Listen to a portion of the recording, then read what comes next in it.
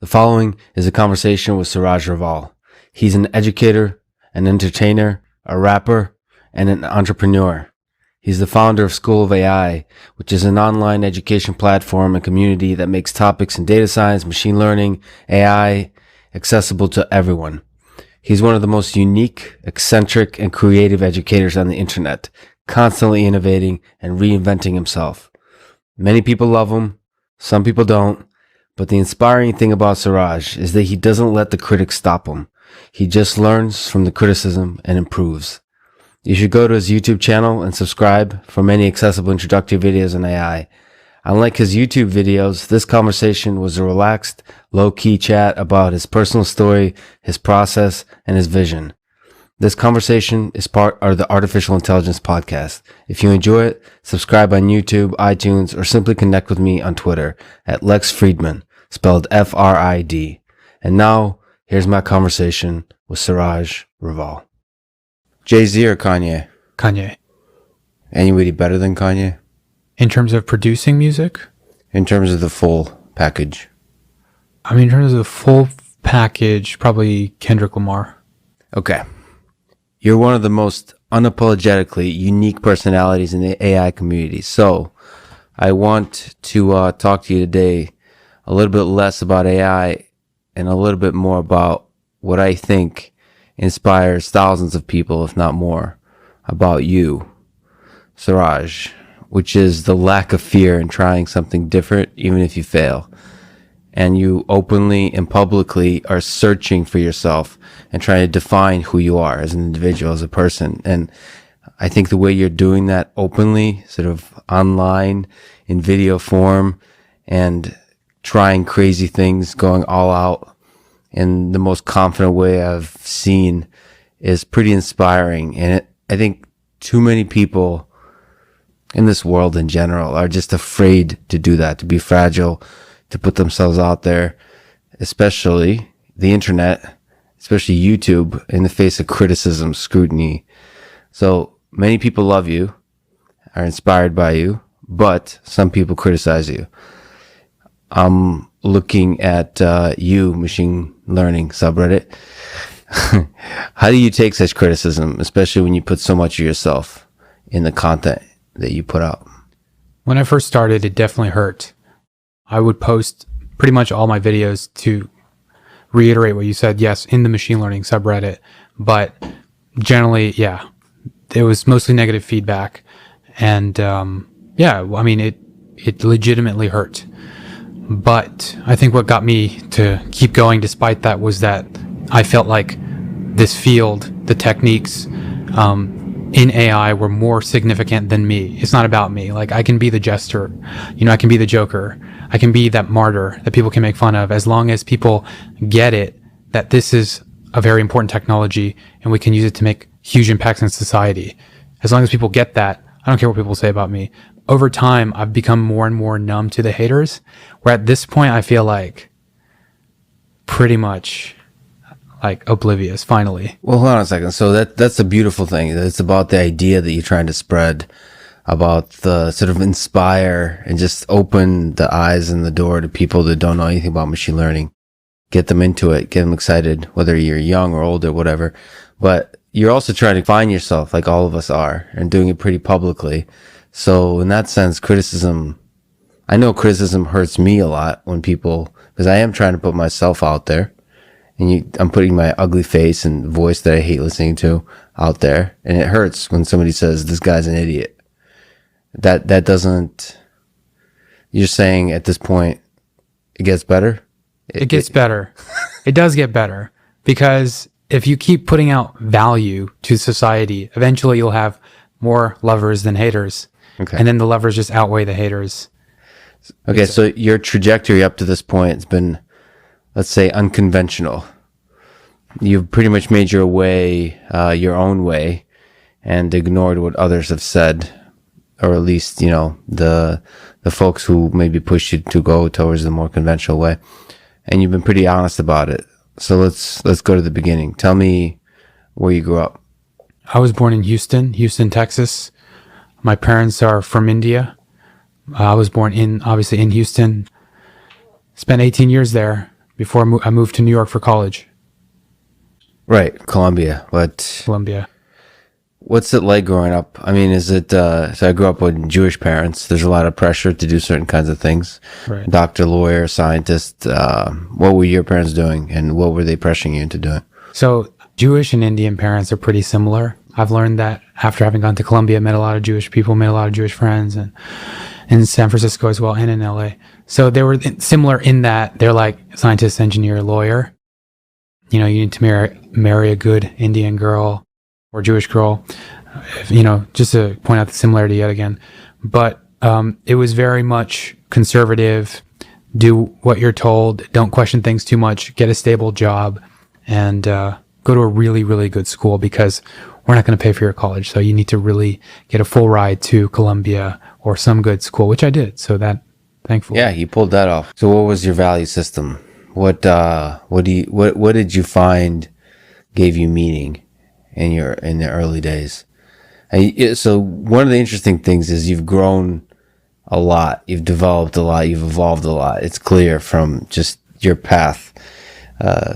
I've read that you've changed your name and then gone back. You struggle with your identity in some very interesting ways. But let's start at the sort of the beginning. Who were you trying to be? How were you trying to fit in? So growing up in Houston, which was not inside of a city, but it was more like the farmlands. It was like majority, you know, Caucasian, white people. And yeah, I was like, we were the only Indian family in the area. So I felt kind of like an outsider growing up. So that feeling of feeling a little alienated from other people, I think that helped my creativity and to be able to look at things from both an insider's and an outsider's perspective and to put those two perspectives together to create some new idea or thought or path forward. I definitely felt alienated and what I was trying to be and what I was trying to do was to fit in.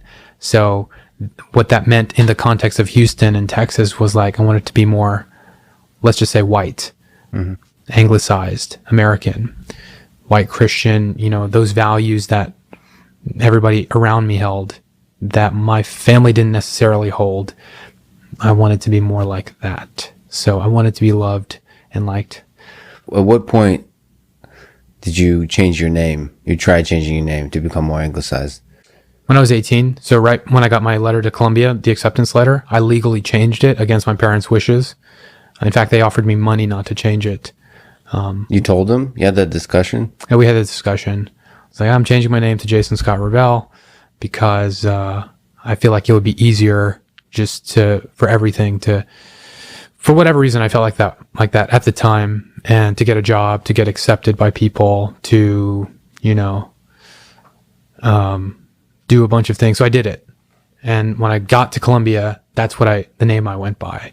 But just to like put things into even more extreme perspective that I don't think I've said before. Not only did I change my name, but I wore green contacts and I dyed my hair a little brown. And I told people that I was, you know, half Brazilian. Mm-hmm. I really didn't like my ancestry, my ethnicity.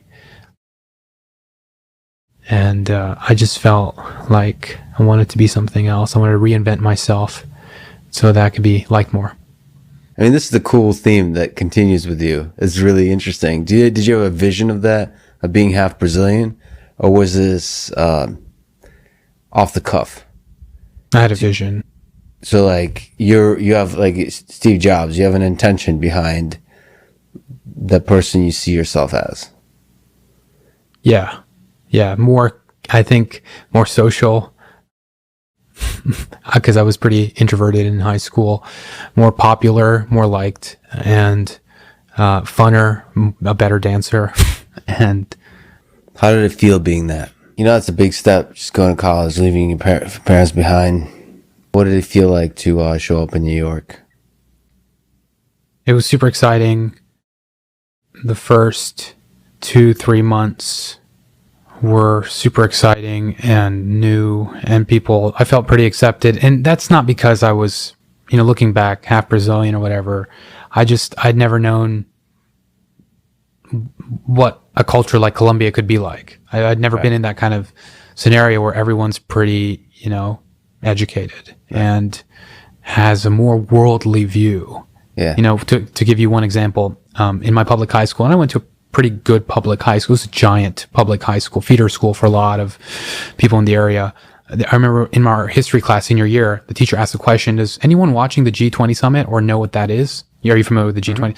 Mm-hmm. And my class was like IB, International Baccalaureate, which is kind of like AP. It's like it's like the advanced program of that public high school. So it was like the smartest kids in the high school.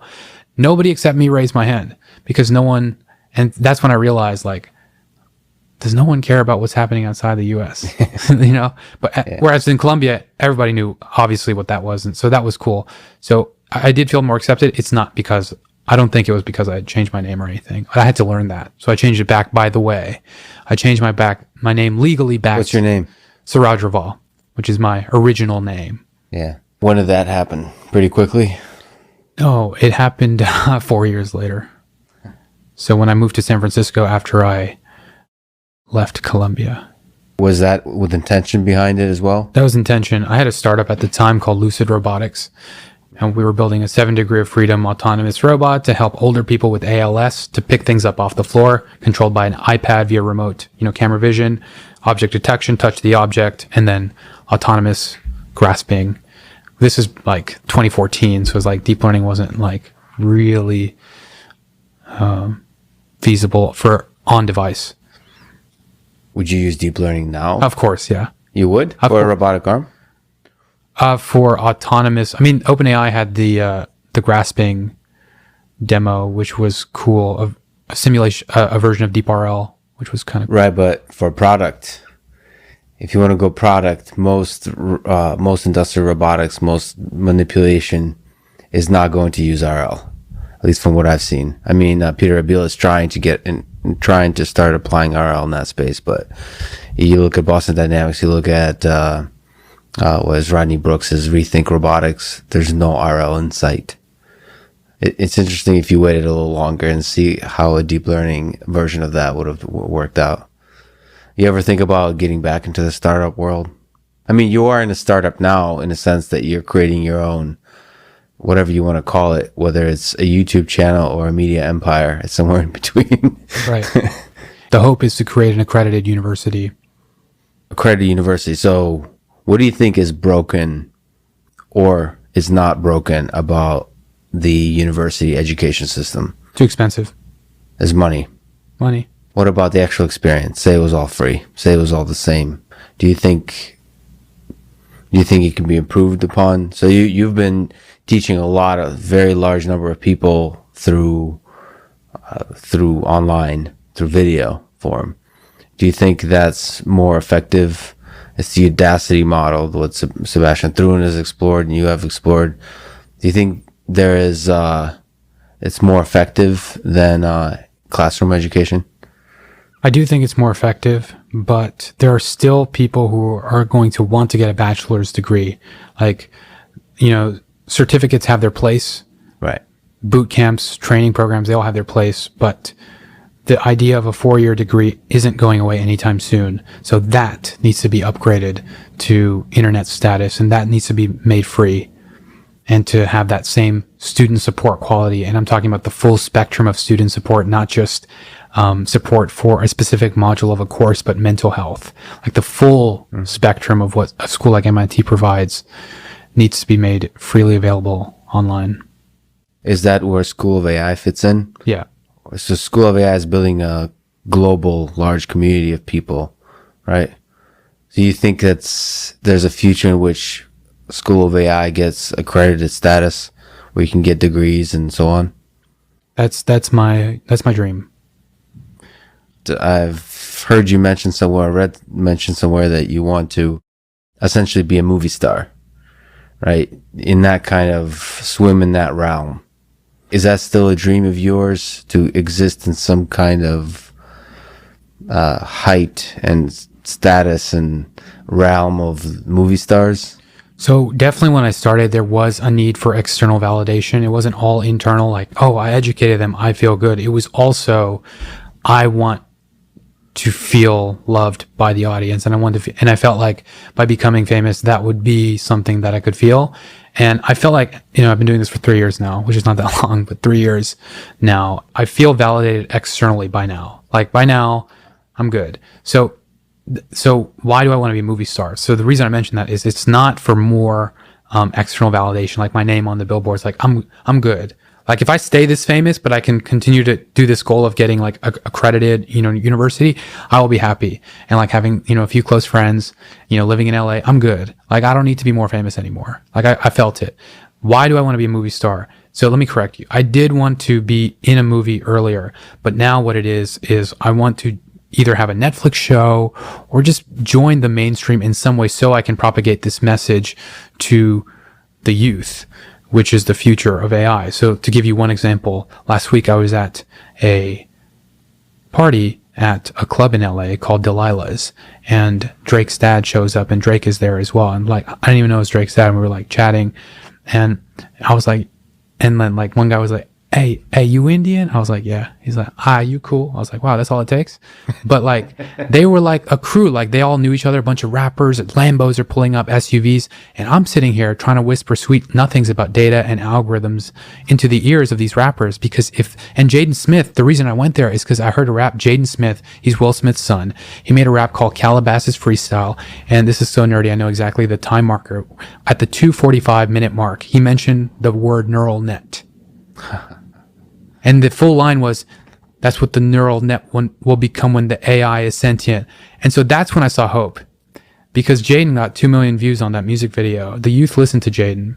And hip hop, as you know, just surpassed rock music as the #1 listened to genre in the United States. I did not know that, and that's surprising. That's powerful. It's powerful.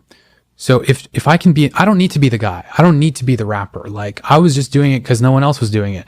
If I can be the advisor to the guy, like I'm trying to get this stuff into the ears of these influential mainstream rappers, and if not, if that's not going to work, then I'll try a Netflix show. Like something's radical needs to happen to get people who care about like totally non-related topics like fashion and music and art and beauty, culture, news, and focus it on data literacy, technical literacy, because that's where the jobs of the future are.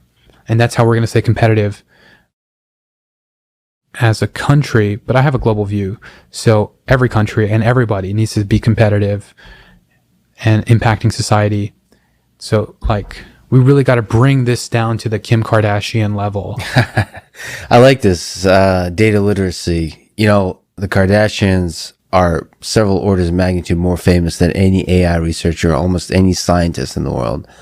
And so it's nice that you're thinking basically how to break any aspect of this into the mainstream, into the real mainstream. And it sounds like you're not constrained to any one medium or any one path. It's basically anything. And you're just creating all kinds of crazy things to try to get there. So where did rap come from? You started making rap videos. You have rap videos about a bunch of different topics, pretty good rhymes, but it is nevertheless about AI, which is hard to do. It's a difficult dance you're playing, right? Cause rap is, maybe you can educate me more, but rap is more about not giving a damn, so not caring. And in a certain, there's a coolness to just like, not giving a damn about anything. And in your raps, there's a kind of, you are giving a damn about something. And it's pretty, sort of technical and scientific, which currently has a weight of being nerdy. So it's not cool. Right. So you're basically going uphill. Yeah. So what inspired you? What made you brave enough to put out the first one, actually? It's a good question. And the people at the YouTube space were like laughing and also looking at each other like, what is he talking about? Because I made it at the YouTube space as a part of this creator camp, the first one. In LA? Yeah, in LA, a long time ago, like 3 years ago when I first started. It's well produced. It's well written. I mean, the whole thing. So it wasn't like off the cuff. It was well done. So let's take me through the genesis. Like, what were your thoughts What were your hopes? What was your vision for it? Well, I've always like my favorite subject growing up in school, as much as technology is, that wasn't really a subject growing up in school, was English, like wordplay and how to communicate and put words together for maximum impact. And I've always had, whenever I was studying for tests or anything, like mnemonic devices, like rhymes, help me memorize things. So what's the perfect medium for rhyming rap? The perfect medium that is also relevant to the youth. So just putting together, like how can I simplify all of neural network architecture into like 2 lines of English? Input times weight, add a bias, activate. Obviously there's more to it. Yeah. But easy to remember, it rhymes. Yeah. And then you add a beat to it and there's your way of studying. And once you're at a test, you're in a test, you can just remember it much easier. So it's a mnemonic device. So I felt like that was my drive, and I was thinking, well, if I would like it, I guess I made the bet that there are other people who would do this as well, because I would always make raps just in my head about GPUs or like robots. Like I'd make songs, and I know it's like super weird, but also like I'm also used to being weird. I'm used to being abnormal and not normal, and I think part of it was like having a chip on my shoulder of like, I'm going to bring my abnormal reality into the mainstream and change culture because I've got nothing to lose, and I'll only be here for like 100 years, and like, let's just see what happens. So the thing is, that rap got, again, a lot of love, but it also got, like the usual haters, right? Right. Because you are really making yourself fragile. You're trying to do something, from your perspective, from where you're been in society, you're not supposed to do that. Right. So you're totally doing what you're not supposed to be doing. And it's weird. And so people are reacting in that way. So what was your feeling like? Because you did more and they gotten better. Yeah, they keep getting better. That's the point. I'm approximate. The day when nobody says it's cringy on the top comments, I will be happy. We're getting there. I'm getting there. Yeah. Like every time it gets better. Like I take all that feedback. Like I also know the people who are commenting, because I'm like a comment analysis machine. I read everything. Yeah. I read all that data. I look at audience retention. I look at the jokes that I made at that point and see, did it go up or down based on that? And it's all a big feedback loop, for me. So when you look at criticism, what do you, in the full context, you're able to see the criticism as just one person saying a thing. It's another data point. Another data point. Like my latest music video, I spent the most money on for sure, but I spent 10K on it, and it's well done. Thank you. So production value, way better than ever before. Lyrical value, that the musical value, the beat, best I've ever done. The lyrical value, now that's where I know I need to work on. So it's like I'm moving up all these metrics, and I know what to work on the next. So it's like lyrically, I tried to fit an entire AI lecture into this last. I did fit an entire AI lecture into the last rap. Now I know that it doesn't have to be an entire AI lecture. It's more about how it sounds, and people will pick out like one line. Yeah, they're not going to memorize the entire thing. They'll pick out one line, and so you really got to focus on making that one line both impactful, educational, and easy to remember, catchy. Yeah. And then the rest can just kind of be filler and like, yeah, whatever. What about, have you tried thinking of going like the Nas route, like going less produced, more like you sitting in a dark room with a mic, versus there's a bunch of, it looks like a rap video, your recent one, like, there's girls and there's it's well produced. Thanks. Have you thought about just doing like, I don't know, Nas, one mic? That's a great song. Love Nas. I right now I find too much fun making the YouTube videos, like, yeah. And I'm also like, I feel compelled to do it for all of this year. But when I reach a certain metric, I might look into that. So you have a number in your head that you're chasing? I do have a number. You want to share that number? 1 million. It's arbitrary. Oh, subscribers? Subs. Yeah. I know it's arbitrary. You have if people don't know, you're approaching 600,000 subscribers. Yeah, so you're probably one of the most popular YouTube channels on a technical topic. Well, that's not true. There's Number File, Computer File. Smarter Every Day. Three Blue, One Brown. Yeah, but you're in that. I'm up there. Yeah, you're up. You're certainly the only one rapping. I mean, one of the cool things about you, like I said, not keep harboring on this because it's inspiring to me. I think it's inspiring to a lot of people. Is that you're chasing? You're not trying to fit into anything. You're trying to be. You're not trying. You are unique, and you're trying to be yourself. Essentially. Yeah. As you try to become more who you are and becoming unique, discovering that that sound, that voice, who do you find yourself becoming? How have you changed in the 3 years that you've been working on your channel? Not in terms of content, but in terms of who you are when you look in the mirror.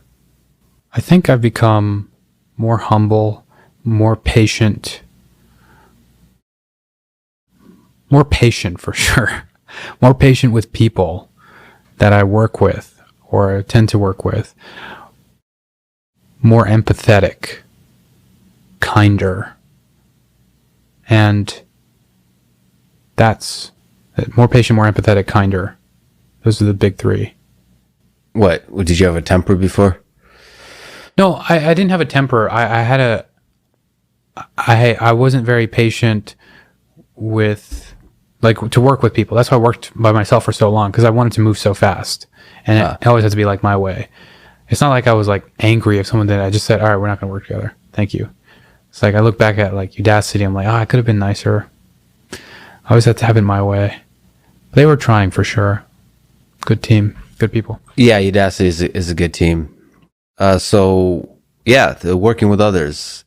It's tough to create, especially when you're a perfectionist, especially when you do the kind of output that you're doing. It's hard to create with others. So have you found, you said you've gotten better at it. Have you found a magic formula for how you're able to collaborate with somebody else? Or is it mostly, is most of the content, most of the idea, most of the core of what you're doing still just you on mic? I have compromised a little bit. Like, I know how to compromise now. It's not just always my way. It's for the greater good, like educating people. And as long as we're all on that, we all have the same goal, like we can work together. You want to give me an example? Yeah, I started working with someone who wants to fund my movement, with his own funds. And we have, it was kind of hard to like work together at first because we came at things from such different angles. Like, I have a specialty, and that's social media velocity. Like, I can make content really fast, and he has an angle which is academic rigor and being able to create a very rigorous curriculum that can be analyzed and tested by authorities. And just like trying to combine those two, it's been hard. It's rough, but and it's been only like a month now, but it's working out. Let's talk about that. The rate at which you output content is incredible. And it's pretty rich, and there's a lot going on in the videos. There's a lot of content, but in terms of rigor, sometimes your videos can lack rigor, right? Just because you're so focused. I mean, at least from my perspective, you can maybe speak to it. You're so focused on the creative art of it that sometimes that's probably what your creative process is like. Is more treating it like a rap video versus sort of the old school lecture. Yeah. So do you ever think about that? Do you ever consider slowing down, or even slowing down? Here, I'll give you two examples. So one is sort of the Andrew Ang, which I could never see Siraj doing an Andrew Ang style video where it's just like you, very plain, nothing really going on. Or have you ever considered taking, Three Blue, One Brown. Is it three? Yeah, 3 Blue, 1 Brown. He takes sometimes over a month, right, to do one video. Have you ever considered doing that? I've considered it, but I am for now, a slave to the YouTube algorithm. And I have a certain subscriber growth that I want to continue. And it would be quite a risk to take some time away from that. And other YouTubers have faced similar issues, and it's part of the reason why so many top YouTubers are burning out, because the algorithm kind of doesn't allow you to take a break. It's like either you keep submitting content at the pace you have, or we'll stop sending new subscribers your way. Not that, I mean, it's a valid, question, like, why not just do that? But I think I don't want to risk, that is one risk I don't want to take.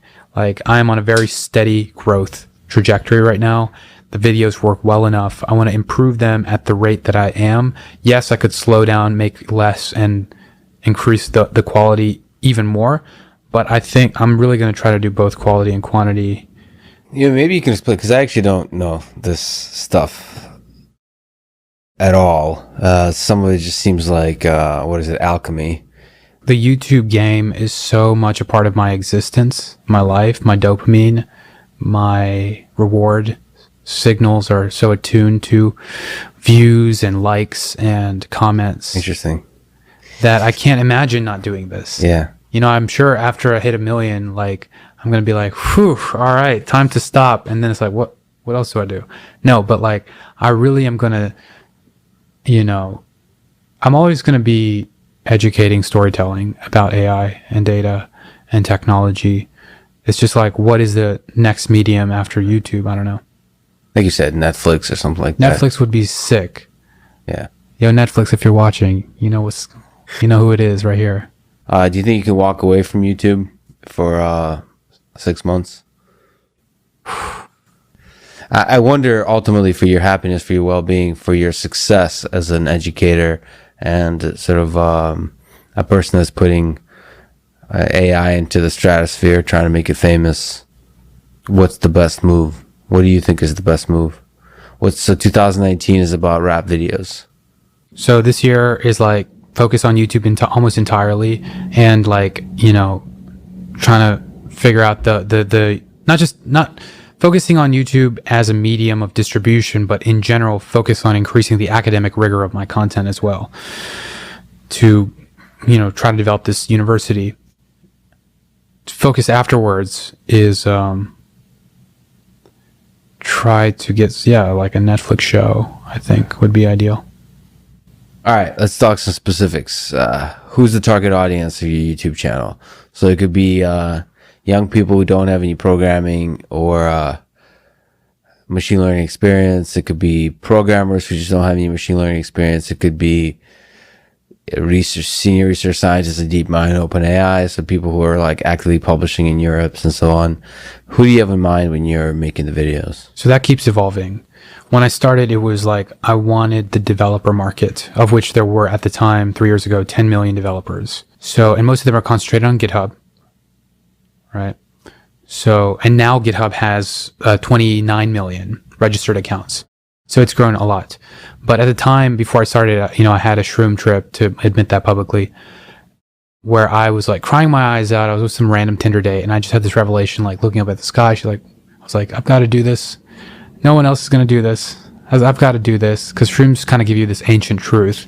Yeah. We can talk about that. I'm reading this book by Michael Pollan on psychedelics. Really great book. Author of Omnivore's Dilemma. To get back to this though. So the goal when I started the YouTube channel was to win the hearts and minds of developers everywhere. Yeah. And I'd learned a bit of that game at Twilio, which was my last job, because I was a developer educator. So I learned how to do this. So I kind of applied that at scale. And I feel like I did that more or less, maybe 2 years in. I kind of started to saturate that market. Obviously, I don't have 10 million subscribers, but I saturated the market of developers who are also interested in video content and are also interested in me. So that's when I was like, okay, now not just developers, but people not just developers AI developers or like programming developers, but like other types of engineers. So people generally in STEM, science, technology, engineering, mathematics. Now I feel like, and especially having lived in LA for now 4 months and like kind of seen what the scene is like outside of the Silicon Valley bubble, it's like people who don't code at all and don't care. So, but they are interested in technology. They have some interest in technology broadly. That's what my target audience is. Those are the kind of people that listen to podcasts, actually, Yep. It's like they're just curious about ideas. They don't want to, so probably no math. Or no, actually, people love number file, right? Yeah. And I'm pretty sure a very large percentage of them don't understand most of what's being talked about. Yeah. Like at a core mathematical level, but what they're enjoying is the seeming beauty of how everything just fits together. That's Yes. being explained. And they just enjoy that there is a law structure to the universe. What is that? Do you have an understanding why people are into number file? I do have an understanding. It's not what you would think. I do have an understanding, a very data-driven understanding as a creator who looks at my analytics and looks at my audience's demographics. A lot of people want an avatar that looks like them. A lot of people like the sound of a person and how it makes them feel. It's not even about the content. It's about the intonation. It's about the medium that they're using. Like sometimes just having a pen and paper, while not as efficient as, say, some online tool, sometimes just like seeing that and seeing the marker board, that's enough for them. So Daniel Schiffman is one example of a creator who does this well, a friend of mine, The Coding Train on YouTube, great channel. But other than like those things, he's a really good storyteller, or they are really good storytellers. And that's what it comes down to. Like Grant, 3 Blue 1 Brown, it's a coherent story from start to finish. No matter how long the content is, it has a start, middle, and end. And people like that, the sequential aspect of that. As Yuval Noah Harari said in his book, as you've probably read, we are storytellers. We think, we imagine, we dream, we remember in stories. So as long as we can wrap math into a story, we can get more people interested in it. And in terms of like getting to this audience who doesn't care about code, I'm never going to stop talking about math. Math is the value that I bring to society. I know that from a data-driven approach, right? As long as math is prevalent, because that's the thing that I can bring that not everybody, not every rapper and whatever can bring math. I can talk about math and I can make it cool. So it's going to be math. Like, don't worry. Wu-Tang talks about chess, right? Yeah, exactly. So I think Wu-Tang made chess popular. They did, I'm sure. So math and AI, and technically AI, is going to stick with you for a while. Yeah, absolutely. Absolutely. And to be honest, I'm feeling disillusioned with differentiable blocks as the future, and SGD, like stochastic gradient descent, as the future of AI, but I'm sure a lot of people do. Yeah. It's amazing, and obviously it's doing a bunch of amazing things, but it's not the future of AGI. So, but for now, I'm sticking with that. So you're going to have like angry, frustrated raps about the state of neural networks today. It's almost like, like Tupac rapping about like the problems, racial problems in society. You'd be rapping like Jeff Hinton with backpropagation. That would be sick. That's a great idea. See, I'm not the only one who's going to be a rapper about AI. Exactly. Yeah. Like quoting Hinton at the beginning and then like dropping a beat midway through. Well, if you need any guitar tracks, I'd love that. I'll lay them down. Okay, so how's your process of creating YouTube videos changed over the years? What's that process like? I think it's fascinating for a lot of people who are educators. I know that a lot of people are quite terrible at making videos, and you're quite good in the whole production of it. So what's that process been like? What's it converged to? And what advice do you have on how to do it well? So I no longer do it all myself. I have a team now. Awesome. Yeah, I have an editor and an animator who help. And so I'll kind of lay out the idea, the story, the concepts. I'll write it. I write every word. Like, I'm never going to have someone write for me. To me, that's the most disingenuous, dishonest thing you could do, is to have someone else write the words that you speak. Not to call out anybody in particular, but so I'll write it. I'll write the script, and then I'll also tell them like what the animation should look like and what the assets are going to be. I'll also make the memes, but the editor will kind of stitch things together, and the animator will add the animations. How do you educate the editor? How do you put your vision into their head and share that? Is that part of the sacrifice, the collaboration that you talked about? Yeah. So when I first started, there were certain little things that I could do because I was editing them, and because my turnaround is so fast as well, that I could just do. And my editor could do that as well. It's just the turnaround is so fast but he's getting better, and we've worked together for maybe 8 months now, and he's reliable and he's getting better. So, but yeah, like, when it comes to like, take this equation, split it up, and like take these variables, obviously you need some domain knowledge there. So you just got to find a really great editor and turn them into a unicorn by giving them domain knowledge through experience. What's it mean to be a unicorn? A unicorn is a person who's really good at editing and AI.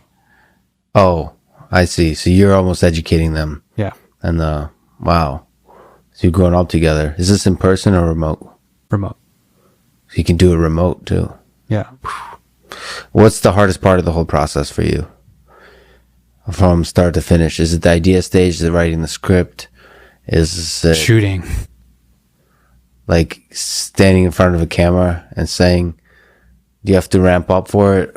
Got to ramp up. Got to turn my swag on, turn the energy levels up. Got a lot of energy in those videos. So what's that process like? How many takes I watched a video, some YouTuber recently, made me feel a lot better, actually, because sometimes I'll do like even for an intro, like for this conversation, I'll do an intro for like a minute about you, right? Right. And I'll probably do 3 takes of it. Yeah. And I used to feel bad about that because I screwed up, But I saw some YouTuber would do like 40 takes of like a 3-minute video, like some crazy number. Do you find yourself having to do a lot of takes? Yeah. Because you have really complex material. Like you have like a lot of different storylines flowing. Yeah. I do several takes for sure. It's rare that I can do it all in one take. Usually like, maybe somewhere to 30 seconds to 2 minutes in, I'll mess up and then I'll have to restart from that point. And just. Do you use a teleprompter? Do you remember how you use a teleprompter? Yeah. Just getting into like Stephen King details here. How do you write out a script? Do you just take like loose notes, or do you go word by word? Word by word. So it's kind of an essay.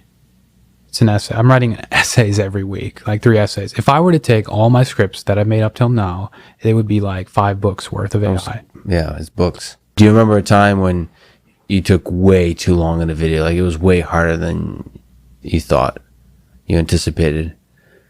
And do you remember what that video might be? Haha, neural ordinary differential equations. The NIPS paper, NeurIPS paper that, because the actual optimization step with the 3 integrals, I still didn't fully get it. That's a good question, actually. When you do a video, especially some of the trickier concepts, they're difficult to fully get. Even if you teach a course, multiple times on a topic, you learn something new every time. Yeah. Do you find yourself, to which degree do you try to fully get a topic before you're doing a video on it? How much do I know it when I say it? I've really gotten better at this over the years. I remember like the first year, there was one video. What was DeepMind's thing? It was like the DNC, the differentiable neural computer. Honestly, I felt like I knew 50% of that when I made that video. That was crazy. I don't know if you ever looked into this architecture. Yeah. Now I like at least 90% understand it. Do you have a goal when you add memes or humor? Keep people's attention. You know what? One of the interesting things you mentioned, and maybe you can dig into a little bit, you have like a data analytics view of this thing. I do. So like audience retention. Yeah. So I'm sure you have like almost like a sixth sense now of what things get an audience to keep their eyes on. Of course, you're probably always learning and nobody really knows. Like, how do you know what worked and what didn't? If audience retention drops at a certain point, whatever I said or showed or displayed there, not good. If it increased, that's good. It's good. And you start to build it up and you can monitor that. Yeah. So what kind of things have you learned? If you can simplify it into words, what are people, you already mentioned like certain ways of talking that people just find appealing. There's a type of video where people like whisper into the mic. I need to look into ASMR? This. Yeah, ASMR. Yeah, that's great. What the heck is that? It creeped me out. Gen Z loves this, younger than me. Yeah, it's just like relaxing, it's like one form of this, different types of love and affection that we all need. This is like more of the intimacy. It fulfills a very human need of like being close with someone. Obviously with VR, we can increase that, but it's one step of the way. I've looked into it for just like a few minutes and never heard. That's a really nice explanation of it. That makes so much sense. The whispering there's a feeling of closeness to it even more so than just listening to the person directly. That's powerful. So so stuff like that. What have you learned where people connect and they want to keep watching? Relevancy matters. So your joke should matter. Your meme should be relevant.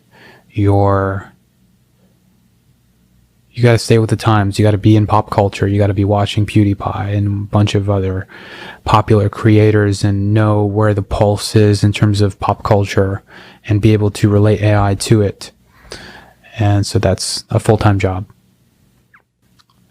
How hard is it creating the memes? It becomes second nature. Now that I make them, I used to just Google them and like find relevant, like LSTM meme, find one. Now I actually write them myself. And so I have more control, which is better. And they're funnier as well. Yeah. And you can't use 2018 memes. Like memes are changing.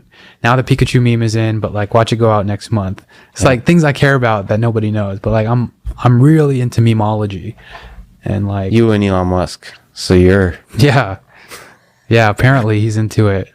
Have you noticed changes in the YouTube in YouTube as a medium since you started? You said Pikachu month by month. I mean, a lot is changing, right? From monetization to just the number of people that are producing content to the algorithm behind YouTube. Have you actually, because you have your finger to the pulse, have you noticed substantive changes that you can speak to? Definitely not enough creator support. Definitely. I mean, I could complain about YouTube all day. So it's mostly complaint. So it's mostly not been in the positive direction, you would say?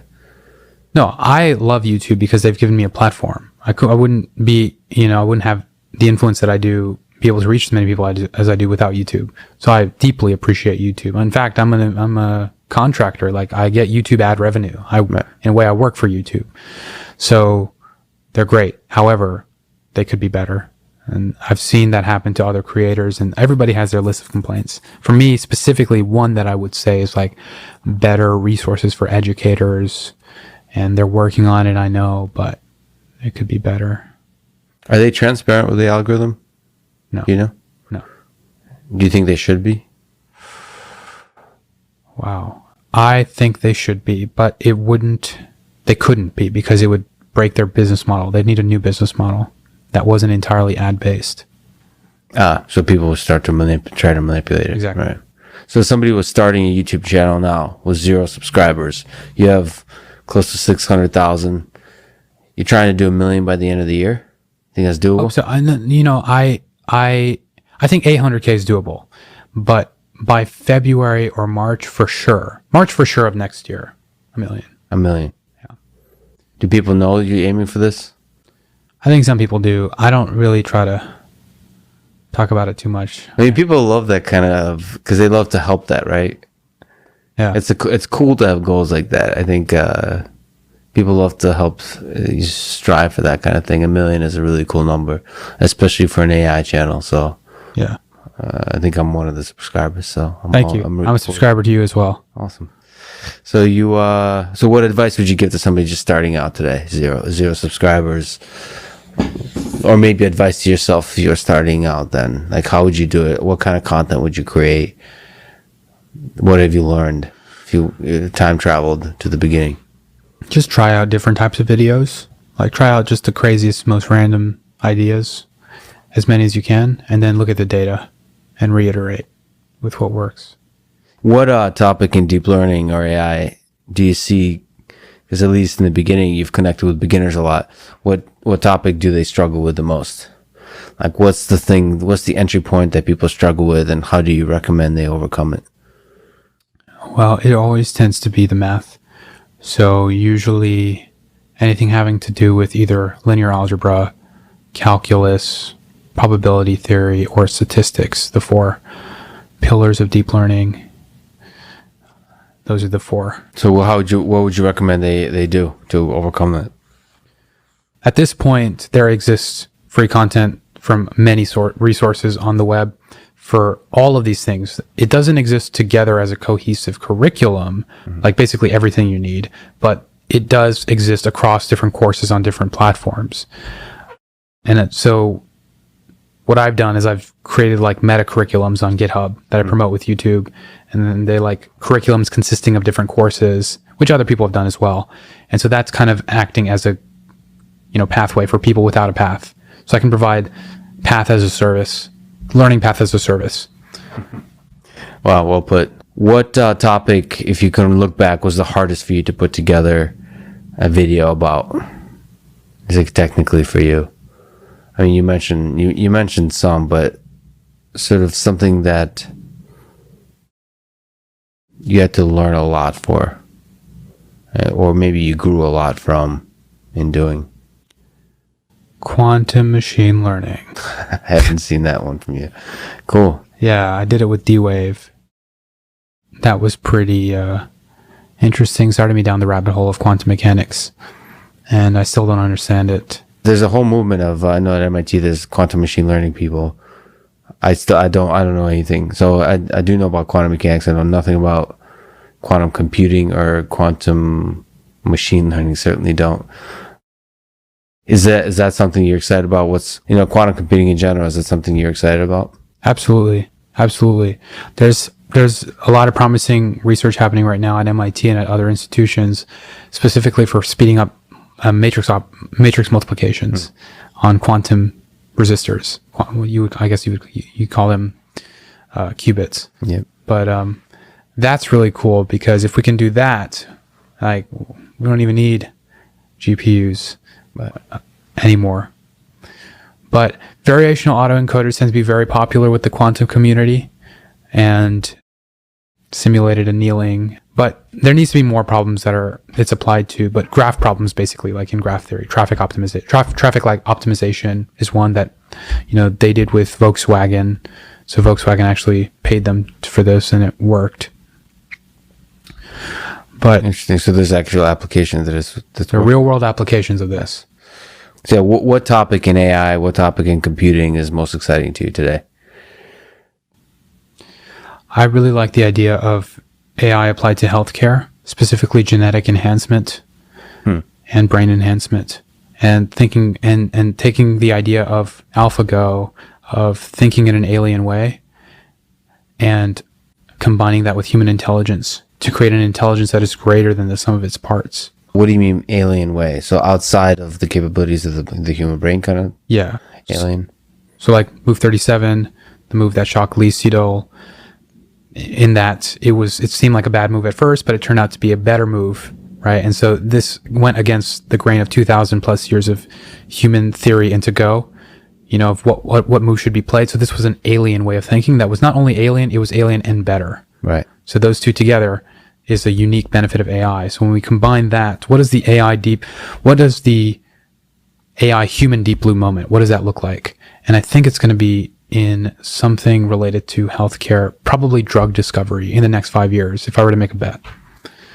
Wow, that is one of the things where you could really transform society. That's really interesting that you're thinking about that. Who in deep learning community do you look up to, sort of as researchers, somebody that maybe early on inspired you or continues to inspire you? I know you mentioned Trask and a few other really good bloggers, but is there somebody that stands out besides those folks? Yes, Oriol Vignals at DeepMind. He's so cool. Neural conversational model, all of his work in sequence-to-sequence modeling, and just AlphaStar and AlphaFold, and basically everything cool. You mentioned that The Road by Cormac McCarthy is one of your favorite books. It takes place in post-apocalyptic America. So if human civilization destroys itself, do you think AI will be part of that destruction? Yeah, but not in the way that it's going to make decisions for itself and consciously decide that humans need to be destroyed and then, do whatever it takes. It's going to be in the way that a human or a group of humans decides to exploit other humans using AI, and they do something nefarious that involves some kind of either biochemical attack or propaganda. As an empowering tool for destruction that humans would do anyway. So empowering the evil that is inside us humans. Yeah. But are you, you've taught a bunch of topics in AI, right? Do you have a concern, existential threats or any kind of threats of AI in the near term or the long term? Is this something you think about? Is that something that concerns you as it does some percent of the population, general public, at least those, Sam Harris, even Elon Musk and so on? Yeah. I definitely felt when I first started that the existential threat was that AI was too concentrated. The knowledge of AI was too concentrated, and the best way to get a despot, as Elon Musk has said, and he quoted Lord Acton on this, was to ensure that all that power is centralized. So spreading the education, the knowledge of AI, the data, the compute, the algorithms.